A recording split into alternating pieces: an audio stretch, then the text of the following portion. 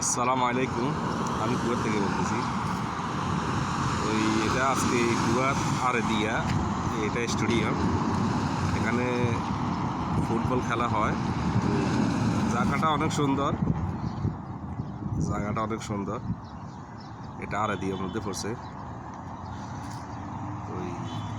এখানে কিছু মার্কেট আছে ভিতরে।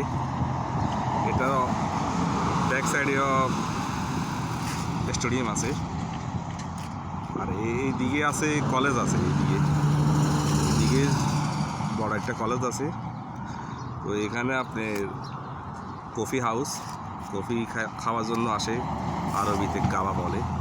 তো এখানে অনেক ম্যাকডোনাল্ডস আছে, বিভিন্ন রকমের খানার দোকান আছে। যারা আমেরিকার যারা KFC, মাতাম, ম্যাকডোনাল্ডস, 3 স্টার, বিভিন্ন রকমের দোকান আছে।